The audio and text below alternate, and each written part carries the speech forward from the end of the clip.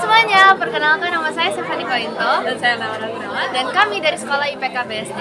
Dan hari ini kami berkunjung ke Desa Wisata Wukir Sari untuk bisa mengetahui lebih dalam sensasi seperti apa sih, gimana sih cara membuat batik di sini. Dan kami juga ingin lebih tahu tentang salah satu budaya Indonesia yang sangat indah, yaitu batik. Dan kemarin di event 2 Oktober kita juga ngerayain Hari Batik Nasional.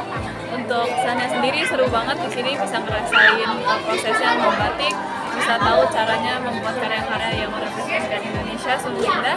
Dan untuk kesannya semoga tempat ini bisa berlanjut dengan lama, ya generasi-generasi yang mendatang yang akan meneruskan bahasa Indonesia ini bisa terus mengenal budaya kita ya, tidak melupakan, dan semoga budaya ini dengan adanya tempat ini, budaya membatik ini bisa terus dilestarikan.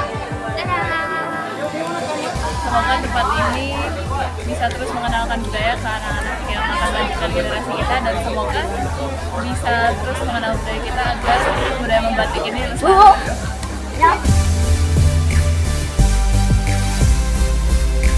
Kesannya kayak apa? Membatik? Kesan membatik? Membatik itu sangat terasa generasi Indonesia. Doa Oktober.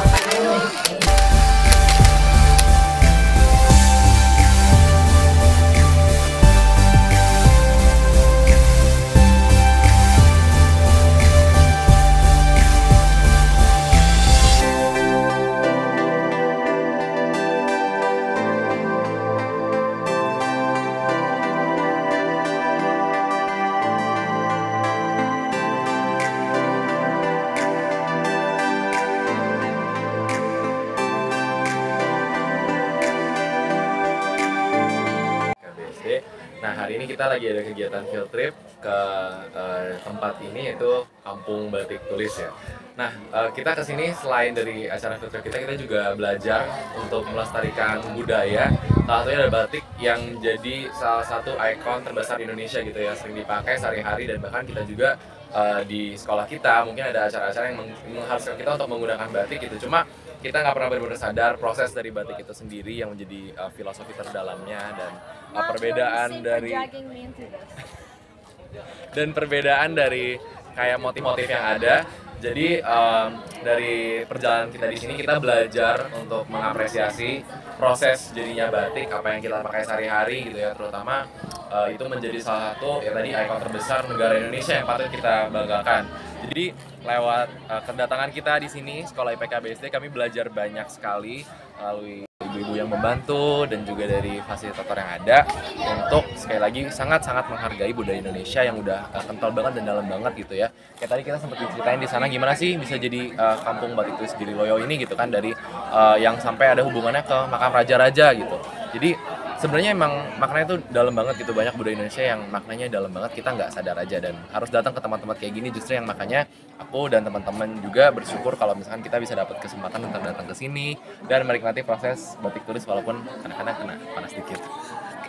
Kita sudah mencoba gitu ya belajar batik tulis, tapi ini membuka satu perspektif baru gitu. Sebenarnya memakai batik dari kecil itu udah pasti ada gitu ya, mungkin dari acara-acara formal ataupun kegiatan-kegiatan di sekolah yang tadi saya sempat sampaikan.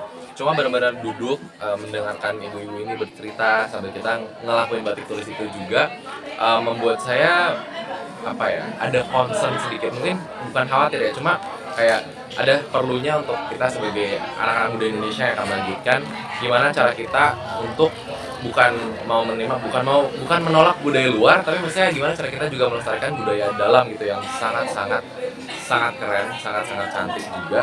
Dan sebenarnya aku juga lihat banyak dari orang-orang muda sekarang yang udah mulai tanda kutip interaksi dengan batik gitu ya, mungkin dimodifikasi, misalkan dibuat custom untuk sepatu ataupun untuk bentuk-bentuk fashion trend yang sekarang lagi beredar. Jadi sebenarnya perspektif orang muda tentang batik harusnya bukan sesuatu yang kaku, bukan sesuatu yang tradisional, tapi sesuatu yang megah, sesuatu yang istimewa, yang udah diberkati sama Tuhan untuk negara kita Indonesia. Terima kasih. Terima kasih.